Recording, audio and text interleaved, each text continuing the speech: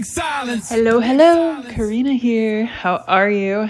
All right, it is Tuesday morning after Labor Day weekend. Shout out to those who went and got their workout in this morning. After a long weekend, it's always like hard to, get yourself together and go move. I went and worked out at Collective with my friend Sandy at 7:30 a.m. It felt amazing. Didn't want to do it, but I did it. And yeah, Labor Day was fun. Bobby and I went boating on the lake, went swimming. It's still 105 in Austin this week, but we are pushing through. So a few things. So this month is supposedly the end of summer, but I don't think Labor Day is the end of summer. I know all my friends in LA are like, it's 80 degrees and they're going to the beach this week and weekend. So let's keep summer going. I have Sandy and Lindsay coming over this week for a little girls' evening of pool time and massages and blowouts. I want to keep the summer vibe going. And on a separate vibe, this month is Suicide Prevention Month. Something very important, as we know that suicide rates are at an all-time high. So we are raising awareness to let everyone know that it is okay if you're not okay, and to reach out to a friend. So this should be a daily, monthly thing, but for this month, we are taking a stand. We are doing a fundraiser at the Big Silence Foundation for our Therapy for All program. $100 gets someone therapy. And also, if you're a therapist out there and are interested in being a part of our network for Therapy for All programming, reach out to us on our website. And I will put all of the links in the show notes as well for the fundraiser, and how you also can be a part of the fundraiser and start your own team and your own goals and raise awareness. So join us for this entire month of September. And of course, always leave a comment, a review on the podcast. And once a month, we do choose someone who leaves a review, and we send you Tone It Up and Big Silence swag. Okay, moving into this week's guests. I like to call my new girls, Kimberly Van Der Beek and Peggy Rometo. So I don't know if you listened to it. I'll put a link in the show notes as well. I was on the Bathroom Chronicles podcast maybe 2 months ago. Drove out to Kimberly's house, and they have this amazing property outside of Austin, and they turned a bathroom into their podcast studio because, when you're out with the girls, all the conversations happen in the bathroom. So it was really fun getting to know them on that, and then staying in touch since then. And then they came over to the Big Silence podcast studio, and we had a really beautiful conversation. And yeah, so Kimberly Van Der Beek, she is amazing. I just want to say that she's married to James Van Der Beek. What is it? Dawson's Creek. Dawson's Creek. If you know, you know. And it's so funny because when I was at their house, they have, a big bus that James drives, and Bobby also drives a big 45-foot bus. And Bobby also, and like James, has just projects everywhere. One day they will meet the project boys. They gotta keep working on the land. Kimberly was an advisor in a nonprofit. She's a producer and activist, and she has 6 kids that they are out on their 36-acre ranch in Texas, living the true Texas life. She now co-hosts the Bathroom Chronicles with Peggy, and she also has a new clean beauty line coming out, which I'm very excited to try, because Kimberly is just this natural beauty. And we talk about makeup and all of that during the podcast too, and how it's fun. I love makeup. It's kind of an artistic outlet, And then Peggy, she's a spiritual teacher, intuitive expert. She is one of the most innovative energy experts. She's worked with Deepak Chopra, Donna Karan, Demi Moore, and a few other notable names that you would know. But she teaches courses, works one-on-one with clients, and is best friends and lives down the street from Kimberly. So enjoy the podcast, and I'll see you on the other side. Yes, Kimberly and Peggy here on the Big Sounds podcast. Love you, ladies. I'm so excited to see you again because I know I was on the Bathroom Chronicles episode, and it was so lovely to come to your house and get to know you. And you're so warming and welcome and good energy. Thank you. So now I just want to share more about you and just basically have a Bathroom Chronicles conversation here in the Big Sun. Yeah. Something we won't be silent about. Yes. Well, it was awesome getting to know you. I fell in love with you in the bathroom. Yeah, it was amazing. I love your vulnerability and your sincerity, and the way you're dancing to this opening song is just you in a nutshell from what I know thus far. Yeah. And now coming to your beautiful home and the art and creativity and love that fills it, it's amazing. Thank you. So let's talk a little bit, Peggy, a little bit about you, because I want to dive into Peggy, and you're an intuitive and all of this. So it's interesting with the mental health thing, because when I first started, it was because of an experience that I had. My brother was killed, and that brother that was killed in a car accident was diagnosed as not sure which they weren't sure. Sometimes they went with bipolar, sometimes they went with schizophrenia. So I'm not sure which, I think it was more bipolar-ish, but he had for a decade or more, really suffered. And especially with hearing voices and seeing things and things like that. And there was no landing for him other than you must be ill. And then when he was killed, I started hearing things and seeing things. And my husband was reading all these books on spirituality, and he's like, "You're not that. You're not your brother. You've got something different going on," and which gave me permission to kind of explore it. And my mom, when I went to her later and I said, am I like Larry? And she's like, "Oh my God, no, you're not like Larry at all." And so they're really, and in my family, there's a thread of mental illness. So it stopped me for a minute to go really question and really check in with myself. Is this a higher power moment, or is this my brain going in a different direction? And what kind of help do I need? And so I sought spiritual support from my cousin, who was, she was a psychologist, but she was also a backdoor psychic. She never told anybody, and she was always diving into, things.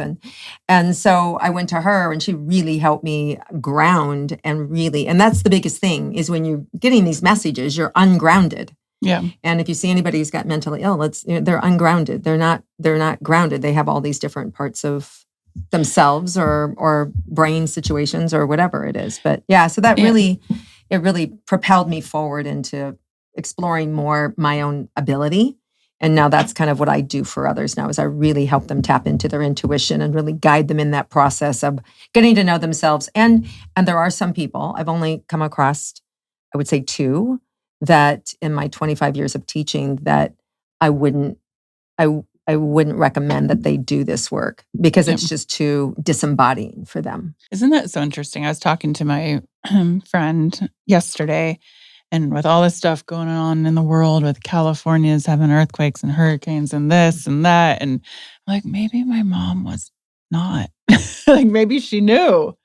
But I don't, you know what I mean? Yeah. But I mean, she definitely had visions, and there was an intuitive side, but then also, she was diagnosed schizophrenic and depressive and everything. But I'm like, wow, and back then in the 90s, we were like, okay, she's definitely crazy.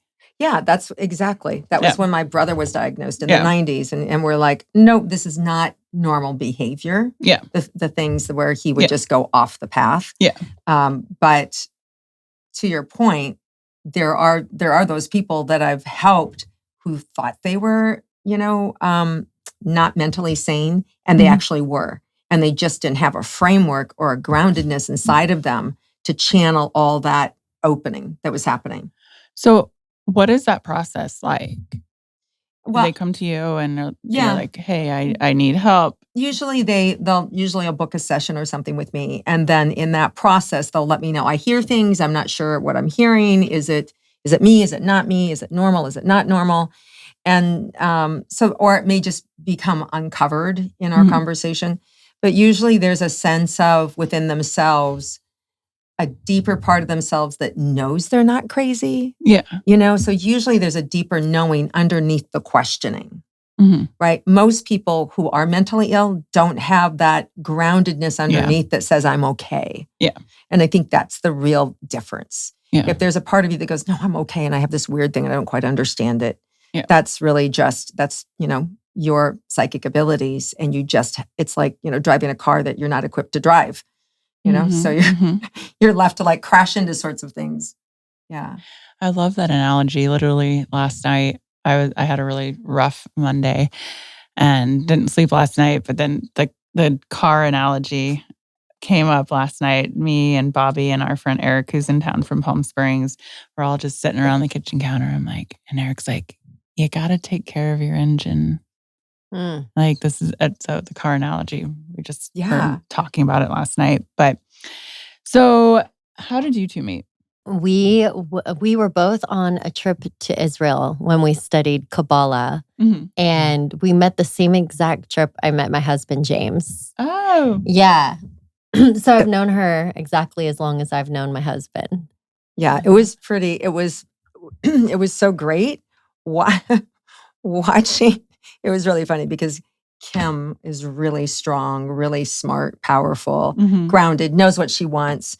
And James was like, this little puppy dog in love with her, trying to be cool, trying to be cool and not show, but you could feel the attraction. She was a little annoyed by the attraction and he was like in awe of the attraction. So it was fun witnessing their process of, getting to know each other. And I'll never forget, like in the Sea of Galilee, and do you remember? And he was holding you and you had your arms around his neck and you were like, just letting him guide you, and you were being a little playful, and it was so funny because you could see I think I'm liking this guy. I don't know if I want to like this guy. I know. It was really inconvenient timing. Why? That's what it was. Well, because I was working and so focused on work, and I was finally just not wanting a guy in my life. Just let me work, And we also had that moment in the Mediterranean. Which one? The Mediterranean Sea, and then also the Sea of Galilee, where he held me, because James is so romantic and loving, and he tried kissing me, and I'm like, no, but it took him about a whole week to break me down. I was full-fledged in love at that point with him and with her. I think we had a very quick escalating friendship. Yeah. Because Peggy, at that point, I was unaware of how intuitive I am. And so, the great thing about Peggy is sometimes she gets you asking the questions back to yourself. But, I was asking Peggy everything. And I remember there was a moment where James left to go back to LA. We're still there. I had only known him 7 days. And she was like, listen, if you guys don't get married and have babies soon, and I mean soon, then I have nothing. And then she was like, you're going to have one baby. Then it's almost like Irish twins. You're going to have another one right away. Or six. Yeah, or six. But she was right. They're 17 and a half months apart. And so Peggy was such a beautiful observer and gentle integrator of our love. It was just so magical to witness and to be part of. And I had known James for a couple years before that. So watching him find happiness again, and then with you was just like, oh my God. And it was so much fun in so many different ways. And we've just always been there for the really big moments in each other's life. Yeah. So it's just crazy. Yeah, you really you were some of the only people we still know at our wedding. Yeah. Maybe actually the only people. Yeah, no, there was a whole thing with flights getting canceled and all sorts of stuff. And then they moved your wedding up a little bit. And they're like, well, do it now. And well, our wedding wasn't really planned. Yeah, we knew we were going to go to Israel based off some dreams that I had and get married. It was probably this, but my family wasn't even there. I was just I'm going to Israel and I'm getting married, and I don't really know how this is happening, but they were there. Yeah. And so, they've always been there. So how long have you been married? I've been married for... I just had a recent anniversary. Because you went to 13 years. Okay. 13 years. And my daughter turns 13 next month. Wink, wink. So you do the math. Yeah. Well, I was visibly pregnant. Did you? So, did you know who James was when you met him? I never watched Dawson's Creek. So he was a very familiar face. Yeah. I knew his name was James Van Der Beek. I knew that name. And then I put it together that he did do Varsity Blues. I watched that in the movie theater with an ex-boyfriend. Mm-hmm. If only I had known that I was watching my husband on the screen. And James has done so many things, but I'm not a big TV watcher. Yeah. So of course I knew James Van Der Beek's name. It's a household name, and I know his face. It's a household face. But like watching his stuff, I'm not a big TV watcher. Yeah. So, well, I just love that. I mean, I've never met him, but we've talked, and him and Bobby are like the same. Like drive the RV. They have their garages with all their toys that they tinker with and their projects around the house. And well, I'm going to bring James in. He might be requesting an upgrade workshop after seeing what Bobby has. Bobby's got a good workshop here. Yeah. He doesn't keep it organized at all, but his dad is here all the time. So his dad comes in and like organizes all the tools. Perfect. And then Bobby just messes it up. That's funny. That might be their difference. I feel like James really likes things in order. Not that he's always putting it in order, but also a workshop is about works in progress. So outside the shed has been a disaster for a while. So, you know. Yeah, I think I saw that. Yeah. Yeah. So, all right. So you all best friends for 13 years? For 13. We've known each other 14 years. I started off as a client. Yeah. This friendship built slow and strong. Like, I really love Peggy. I feel like we've been friends since we met. And also, like, I would say, hey, can you come here and actually have a real session with me? Yeah. Mm-hmm. Yeah. And we built a very strong bond over time. We spent Shabbat together. And I would say since I think we moved to Roxbury down the street from you, that's really when we really got connected. We lived a block away from each other. Yeah. And that was probably, I don't know, 2015. So 9 years ago. because she lived in Florida before that. Yeah. And you still have your place in Florida. No. No, you don't. Okay. Yeah. No, we divested ourselves of kind of everything. Yeah. And then we ended up in the cabins at Kim's Ranch. Thank God. Yeah. So it was great. So we were there temporarily. Yeah. So that bathroom really has a lot of mystery and history for me. Yeah. Yeah. So what would your tips be for a friendship lasting that long? Because obviously with Tone It Up, my former business partner and I were best friends for 14 years. And, she has moved on to do her own other passion projects. But what would your advice be to friendships? Because now you are working together with your podcast. Mm-hmm. For me, this is an easy answer. Mm-hmm. We're always honest with each other. Yeah. Mm-hmm. Yeah. And we've had so many conversations, like there's nothing more important than the friendship, period. Like that is first. Second is everything else. And that would never happen. Yeah. We made a commitment when we started the podcast that the friendship came first. Yeah. And that if there was a problem that we would always share with the other and never like let it go unspoken. Because I think that's the biggest thing is where resentments and hurts and all this, and then your mind can go into story. Yeah.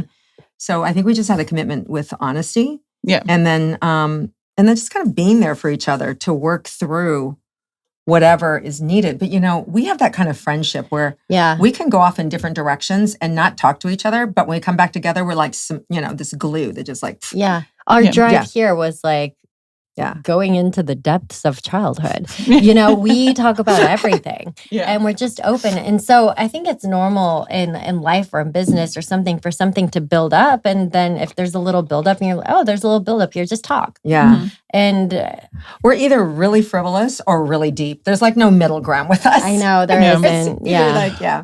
Well, I think that's really beautiful. And I think it's important to point out that in friendship, as we move through and we go through our lives in ebbs and flows. And Peggy, do you have children? I do, but Yeah. they're all adult children now. They're 25, 29, and 32.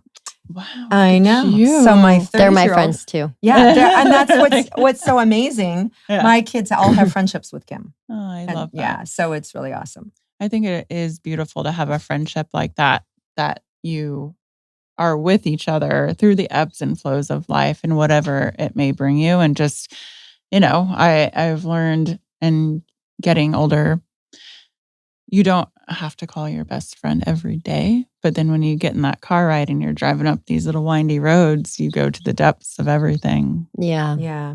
Yeah, it's so true. And I like to consider myself the fairy godmother to all the kids. I'm She sure is. you are. I'm sure you are. She is the fairy godmother to all my kids, actually. I walked into the house yesterday. It was so great to see Annabelle and Amelia come running up to me and give me such a big squeeze because I hadn't seen them all summer. And yeah, just love them. So why your move to Austin, Texas? Well, so that's on you. I had been wanting to leave and have a change from California. I had just been there since right after college. And, I was tired of traffic. California is like such a beautiful, it's so beautiful though. But the traffic drives me bananas.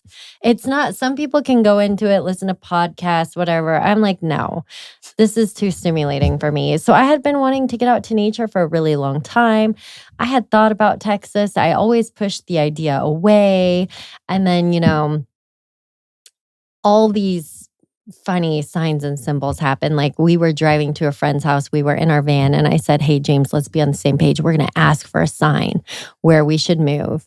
And our friend answered the door and he was wearing a hat with an outline of the state of Texas. And it said Austin city limits. But this was the friend that wanted us to move to Atlanta with him. And we were really thinking we would do that. And we go to Nashville for our anniversary and we're like, should we move here? And then we saw a billboard that said Texas BBQ. And James was like, well, maybe this has everything that we think Texas is going to offer is in Nashville. Like we really pushed it away, actually. And then I had 3 dreams that I was moving to Texas. And also Peggy had a moment where she also got clarity, not just she was moving, but also we were moving. Yeah, I was in a deep, deep meditation. And it was so jarring that they're like, call Kim right now and tell her what we just told you, because tomorrow you're going to want to forget about this. Yeah. And so I called Kim and I'm like, oh my God. So I'm being asked to move. I lived in this penthouse apartment. It was 3,000 square feet over Roxbury Park. It was just this beautiful, spacious place. And they cut down the tree that it was like I lived in a glass tree house and they cut the tree down. I went, I know I'm moving. Right. So I went into meditation and they're like, call Kim and tell her that you're moving and that you need to go stay with your mom for a couple of months because my dad had just passed, and that we're going to tell you where you're going to go next from there. Right now, you just need to pack up and leave. And so I'm telling all this, and Kim's like listening to my words. She's like, yep, that's true. Yep, that's true. Yep, that's true. And then they say, and Kim, you're leaving too because you can't grow anything here. And I had just had my my 5th miscarriage in life, but my 2nd late-term miscarriage. And now she's got a little Texan baby. Yeah. And Texas. So after that, it was so like the signs were clear. Yeah. I had 3 dreams in a row to move to Texas.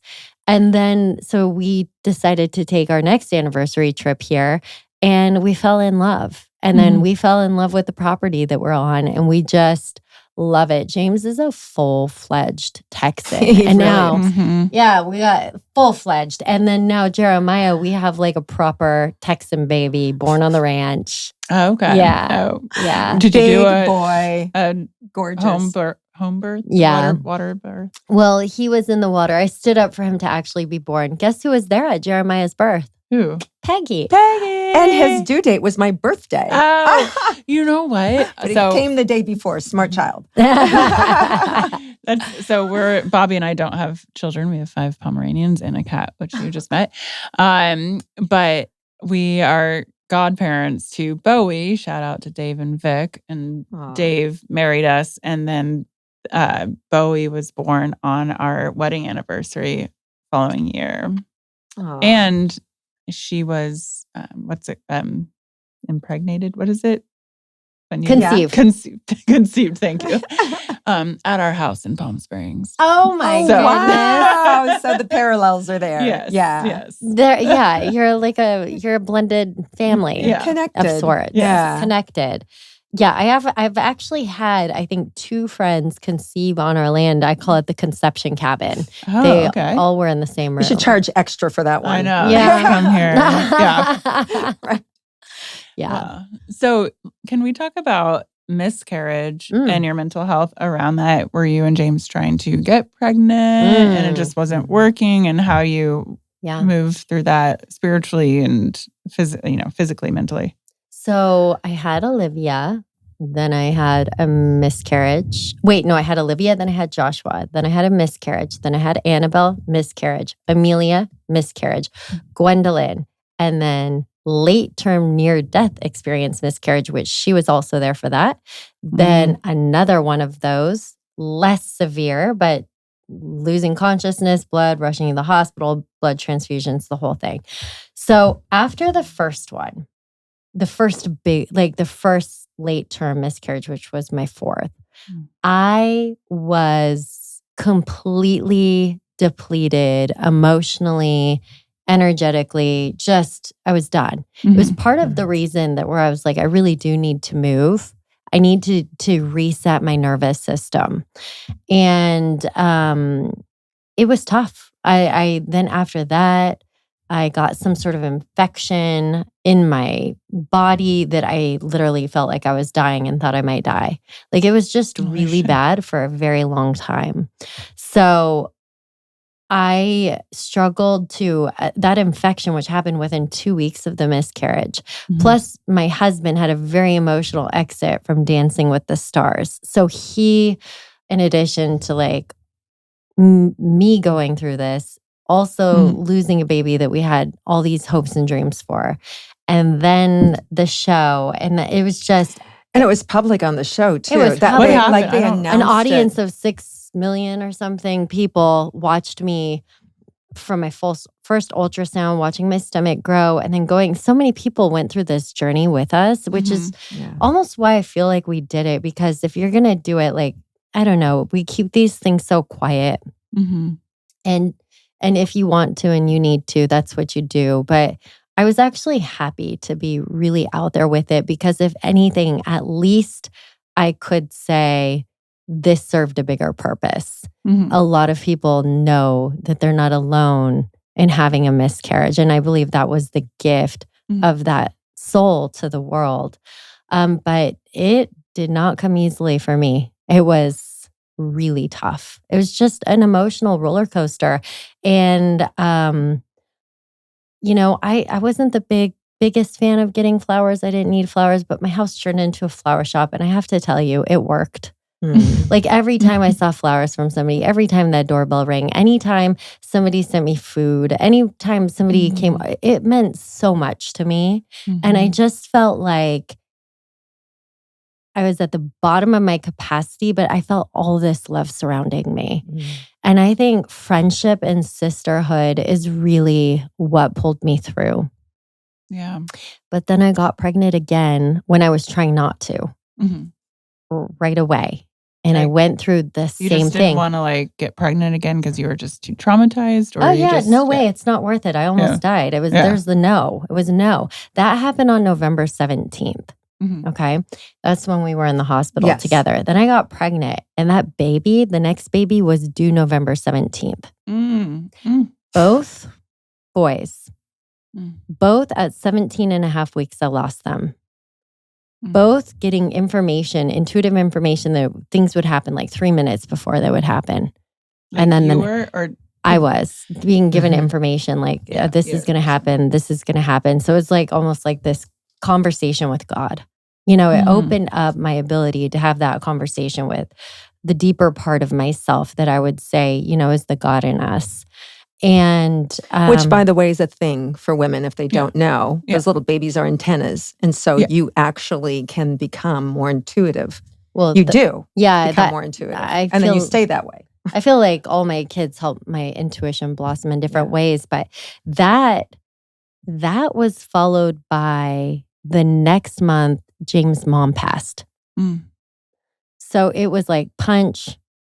Now you're on the ground. Now we're going to kick you. Oh, yeah. And it was tough. It was definitely friendships that got me through, and my husband and my children. Like when you have kids, you don't have a choice. It's like you have to pull through. That's your choice. At least for me. Yeah. And then moving to Texas felt like, in California, I had this beautiful cry session with LA. It was just like, I love you. I appreciate you. Thank you for everything. You know, I need this next chapter for myself now. And it reset my nervous system differently. Same. I was in LA for 20 years. And then people still within, my community are like, why'd you move to Texas? I'm like, I needed it. 20 years there. And I was there last week filming workout videos and doing this. And I had to go to the bathroom and start crying. I'm like, I just like some kind of feeling and the hustle and the bustle and everything. And it's like, I can't finish this workout. Wow. You couldn't finish the workout. No, it was 6 p.m. at night. I'd been up since 4 a.m. There was no AC. I was like, I'm just tired. It's 8 p.m. here. Yeah. Like I was like, I don't, and my team was great. And, I had Des, who does my social media, and then Dunya, who runs our Tone It Up app, and came in the bathroom and they're like, you know what? Everyone's tired. You're tired. You've worked so hard. You're in it. Like, we're done. I was like, good. That's a good team. That's a good they team. Can see when you're spent. Yeah. That's a good team. No, LA is a grind. And there's another part of LA where I feel like I could go back differently or spend more time there now. Yeah. Like I miss so many people and so much about life there that I miss. But I also, Texas has been good to us. Yeah. And maybe Peggy, you know this. Do you know, I was told that it was good that I was moving to Texas because I have a very masculine energy. And California is masculine where Texas is feminine. Do you know anything about that or no? No? I've never heard. That's funny. I would have never thought of Texas as feminine. Right. Especially with some political things going on. But the energy of the earth versus politics. That's interesting. I think it's probably depending on where you're at within those places. Yeah. Because I've experienced, very feminine energy in California, like just flowy and opening. And, I lived in Southern California for a while, not LA. I lived in Cardiff by the Sea. And it was that's how I felt held. I felt very watery. I lived near the ocean, right? And I can see where LA can feel masculine. Get it done, get it done, get it done. But I kind of have that experience with Texas. I'm more rooted here. And I am more, so for me, the understanding is that masculine is very doing, going, pushing. And feminine is more being carried and fluid and creative. And which is why, for me, I feel Texas is more masculine because I'm doing more. Like I'm more busy, I'm more rooted and more focused. But, I have to say that there within the land, when you connect with the land, it is like your land has such, there's a sweetness, there's a tenderness. So there is absolutely that feminine energy in Kim's property, right? It definitely holds that space. And I would say the other property that I have, and about an hour from here, hour and a half, is the same. It's that very kind of feminine energy.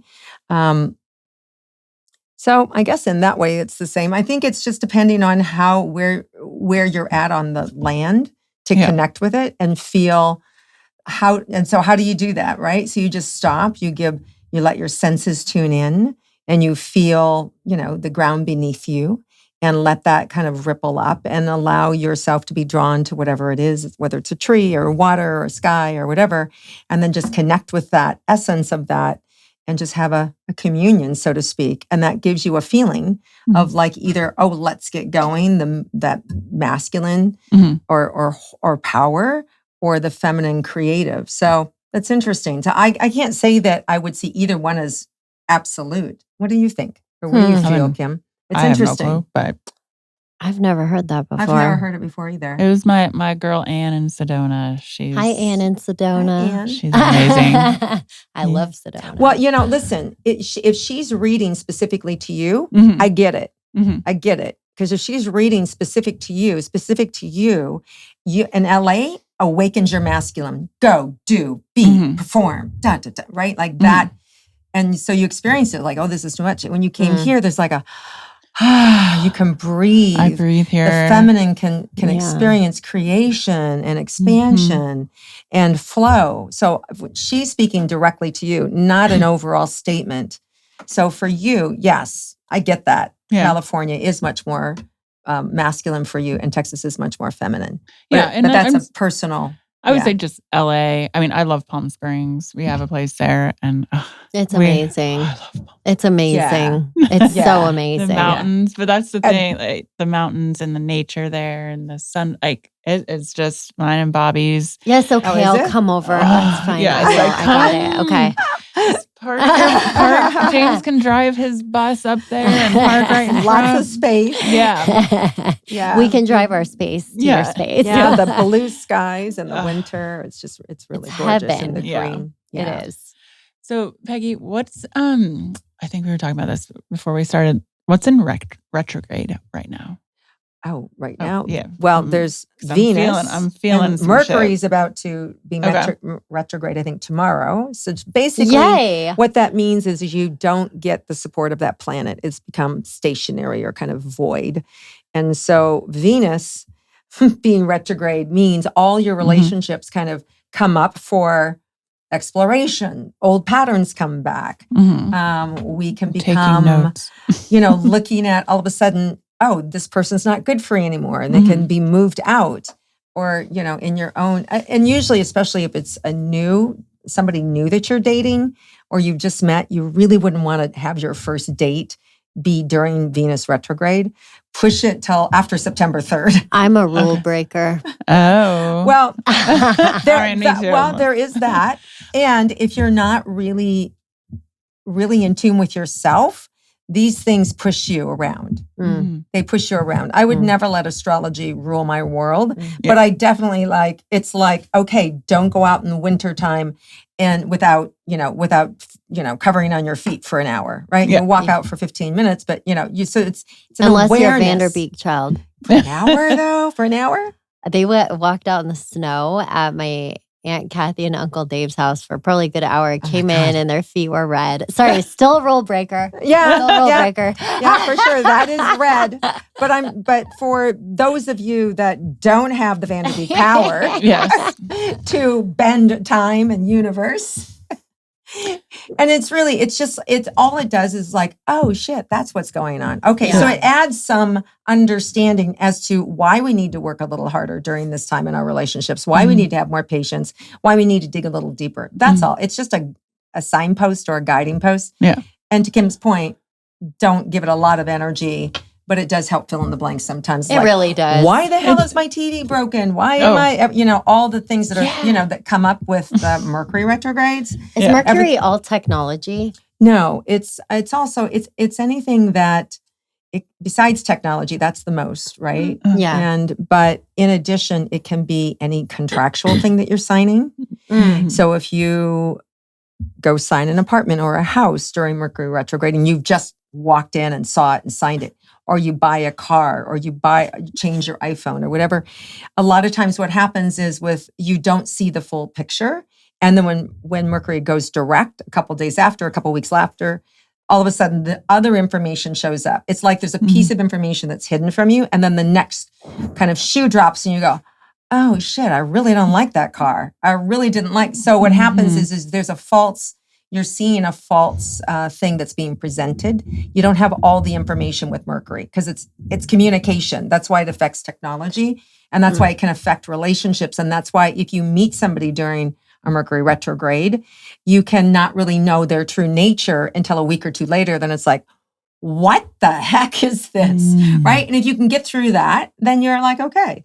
But it's just, there's a concealment that happens. And when it's direct, then you have more information. When does Mercury get out of retrograde and when does Venus get out of retrograde? Venus gets out of retrograde, I think it's September 3rd. So that's coming up. And it started July 22nd, I believe. We might have to Google this. And then Mercury retrograde starts, I think, on the I think it's like tomorrow or something. 23rd? Like 23rd. I think it's August 23rd to, do you have it there? October? Just pull up Mercury retrograde 2023. And it will give you the dates, but I think it's... on August 23rd as the same day that Virgo season starts until September 15th. Nice okay. It is memory, Peggy. Wow. Okay. Wow. Yeah. So I used to do an intuitive astrology column that I stopped doing, and I got a lot of hate mail because I stopped it. But it just took so much Is energy. it the same dates every year? No. Oh, okay. No, Okay. they move with the moons. Okay. Yeah. But I mean, I love it. I love that. It's just information. That's all it is. And you know, in Kabbalah, obviously, what they would teach is you to rise above the zodiac. They're just like signposts, and our job is to like overcome all those natures, even the positive ones. Yeah, I Not definitely to be ruled by it. I don't follow all of that, but my sister Rachel, who's also our executive director at Big Silence, I'm like, Rachel, what retrograde are we in? She'll like tell me all this stuff. I'm like, okay, now let me figure out. Now I know why. So now I'm gonna figure out how to come above. Well, this one, I think there's like several planets that are going to be retrograde, like 5 or 6 happening in these next couple of weeks. So you know what there is to do? Nothing. Do nothing. Okay. Enjoy yourself. Your tip Let for it fall today is apart. do nothing. Have fun. Enjoy. Okay. Well, I'm about to start signing kids up for school contractually. Well, but you already made that decision. True. That's right. You already made that decision. And besides, you're a rule breaker. Should so I you're just, fine. That's right. Like, Should I back sign the date on the contract When are you to like a signing? Are you signing non-retrograde today? date? No, When are you signing? over the next couple weeks. Okay, well, if you can push it out, then push it out. Yeah, no, I can't. Then don't. You're a rule breaker. Yeah, I you already know. established that. See, I have. Yeah, thank you. Thank You already you. established that. Yeah. Do all of your kids go to school now? So most of my children have been homeschooled By you, or do you have by sometimes by me, yeah. by a teacher. Yeah. Particularly during COVID. Yeah. That was a real struggle. Some went to school, then we brought them back home, and figuring that out it's been a struggle of the last 3 years, the school. Yeah. But most of my children will be going to school, and I love homeschool, but I'm very excited about this. And I think they are too. They're ready for a change. They've been asking for it. So ask and you shall receive. There you go. Are they going to like the same school? Most of them? Most of them, yes. Yeah. Do you guys have to drive them, or is there a bus situation? There's no bus. I was like, I've been in your house. There's There's no no bus. bus. There's no No bus. bus? Actually, I do see a bus that comes on like the street off our driveway. Yeah, that's feels why, like it's because on the I've street. seen a bus. That's why I was asking. Yeah, if but it's it- that. Yeah. It's Even not the here, I've public- seen a bus, and I'm like, there's Yeah. buses here. It's not the public school system, which I have some friends that actually really love that. Yeah. But yeah, no, it's not that. So we're driving. Yeah. Yeah. All right. So kids are off to school, and you have a new venture, Yes. Clean Beauty. Yes. I want to hear more about this. Clean beauty has been a passion of mine for a really long time. Yeah. Around the time I met James, I went to Israel. I came back. I started eating all this bread and these things that were just not great for me. Mhm. And I had this woman, facialist, holistic facialist, tell me, I think you're allergic to gluten. Mm. And so I played around with that. My face started to get better. I went and visited Stacy at Green Line Beauty. Mm. And Green Line Beauty is in LA. It's one of the reasons I love LA. There are so many gems there. And she was the first one to really teach me about clean beauty. And she changed up some of my my products. So that and changing my food helped me so much. So I have been passionately down the clean beauty rabbit hole for a very long time. Now my kids are getting older, and I'm recognizing that they are ready for products. And they go to the store and they want what looks appealing to them. Mhm. And unfortunately, most of those products aren't clean. So if you go to Europe, for example, you'll see a huge no list that they ban for the beauty industry. But in the States, it's actually quite a tiny number.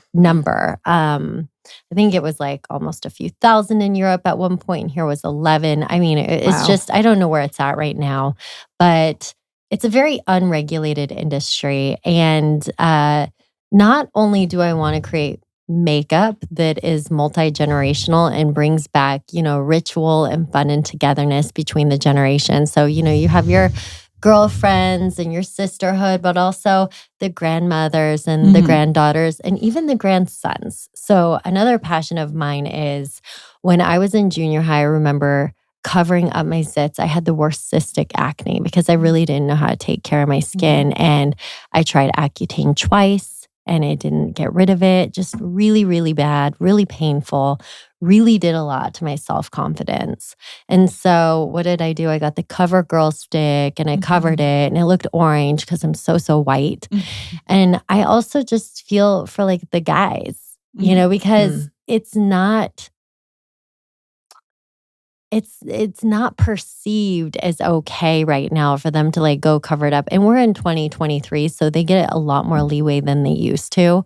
But just helping the guys too, like make it okay. Like Make it okay. Self-express, Yeah. Joshua really wants to like do rock star makeup. Hey. I could so see that just for like him. let the exploration happen for all the generations, for all the kids, make it all okay and really change the messaging a little bit of the clean beauty industry. Because right now, the first thing that needs to happen when you sit in front of the mirror is to look at exactly how you are without a filter over your mirror or anything else and just say, I love you. You're beautiful just like that right there. You actually don't need to do a dang thing. When we open up our box of makeup, this is about creative expression, right? Who doesn't like to draw and paint and do it on yourself and create new looks? It's like going into a closet and like, what look do you want to create today? So just having that little tweak on the beauty industry during Instagram era, I think is so important and vital. And I'm just wanting to create something that I don't see messaging I'm not seeing for my kids. And not to say that it's not out there, but I haven't had access to it. I haven't seen it yet. And I don't think they have. Well, I'm excited. I mean, I love makeup. I mean, sometimes I'm just like, don't care and I don't do anything. But then do I have a cat eye right now, kind of? It's gorgeous. Okay, thank you. I'm I'm pretty sure I did that. Okay. Yes. Okay. I'm pretty sure that's just like natural. I'm like, pew, pew. And Bobby's like, why do you wear makeup? Why? I'm like, because I want to. I don't have to. Yeah. But it is. And as you have gotten to know me and seen our house, and art is all around. And I think it's fun. It can be fun. It doesn't mean like, and it was your son who likes to experiment with makeup? Or well, no? I mean, he has all of these sisters. He doesn't look at it as like a sex thing. Yeah. It's like everybody should be able to paint their face and have fun. Yeah. I agree. I mean, it can be fun. I mean, why It not? can be fun. Why not? Yeah. The other thing, though, is I've been learning so much about the beauty industry and having some wake-up calls. Like this is an industry that requires a product's effectiveness to sell, and it has to stay on the shelf for 2 years. So there are some also realities that I'm dealing with. If you're going to have a product that stays on a shelf for 2 years to be viable in a retail market, there are some things that need to be in it to preserve it. So it's like going deep into the research of, okay, what can we use to preserve something for it to work properly and effectively and be as clean as possible. And it's just a huge learning curve. Yeah. Do you know when you're launching? No. That's okay. You got this research conversation right at conception. I haven't really talked much about it at all. Can't even believe I just talked about it. Well, it's a comment. Keep me posted. I want to. So much for the big silence. I know. Apparently, It there's It no silence needed to be here. a little maybe birthed so you would start to give it some light. Maybe so. Yeah. Yeah. Well, I'm excited for it to come. Thank you. All right. So I'm going to put where everyone can find you both in the show notes, but also anything, last words you want to share? Bathroom Chronicles, best friends, tips, life, mental health, things that help you? Well, we have a blast on Bathroom Chronicles. And I think my favorite thing so far about doing podcasts is that it's just a place where you realize everybody's a person. Mm-hmm. And we all have our own feelings and our own emotions and our own story. And the beauty of this time of podcast is that we can get in touch with different perspectives and where those perspectives were birthed from. And I feel in that, world peace is possible, guys. Hell yeah. Damn. All the way from the bathroom. Absolutely. Yeah. You're right. Yeah. Yeah. No, yeah, we try not to be too serious, although, dang, we had a really serious conversation the other day. We won't go We there. won't go there, but it was... What guest? Because we'll have people go listen to it. Lisa Beth Thomas. Okay. Yeah. It's a big one. It's a big Okay. one. It's Mhm. and important. It's a really important one, but it's a really heavy one. So we have to I was up for a couple nights in a row after that. Ooh, Honestly. okay. Yeah. I'm gonna listen. So it's to kind of like we have to put a that. little sensor on it that says, Yes. be in an up mood when you take this one on, when you hear it. Or a grounded mood. Yeah, exactly. Yeah. I mean, even with Big Silence being mental health and the conversations I have with guests or doctors, psychologists, it can be really heavy. But at the same time, it's nice to sit here with you and like laugh a little and be playful and then talk about serious things. And Yeah. 'tis life. Yeah. 'Tis life. Yeah, it is Just life. life. And we can't like put our head in the sand about it. Yeah. We do need to have these conversations. It was funny. We were talking about these conversations and Kim's Mhm. like, well, what do you do when there's a big situation like that, right? Mhm. Like when there's something worldly that's happening Mhm. that doesn't feel good, that feels, evil-like or whatever. And it was very clear that what there is to do is to have the awareness, but then you don't give it energy and you put your energy where you want it to go, right? So you Mhm. want to go to having positive mental health. So then you start to get the things needed that give you that positive flow, right? It's the same thing with anything. You have an awareness around it. Like when I, as a psychic, as a medium, when I first started my work, it was met first with all the fear Mhm. and all the negativity and the constant bombardment of that, my bed shaking up and down and lights going on and off, like physical, really scary things. So it was like, okay, the more I focused on that, the stronger that became. Right. So I learned that, okay, so what am I seeking? I'm seeking peace. I'm seeking a different kind of reality, a different kind of connection. And so I put my focus more then on God and harmony and peace, and all of that died down. I actually used prayer and to stop it. And so because my prayer focused on God instead of focused on the negative. And I think nothing is different here in the world. We have these things that are occurring around us that are, definitely not positive, but you have the awareness, but you put your energy towards the positive things. And because the more that you give it energy or rage or anger, it feeds off of it and makes it stronger. So by having awareness, but directing or channeling your energy into the positive, it can't use you. Yeah. I Yeah. love that. That's a great tip. Great advice. Yeah. Thank you. Thanks Thanks for having us. Yeah, thanks for This having us. has been Always good to enjoyable. see you. I know. And next Yeah. time we're having a tea party. Yes, Oh, yay. we And Kim will be are. pouring. Yes. She can. Yes, I Yeah. would love to. That'd be amazing. The big silence. The big silence. The big silence.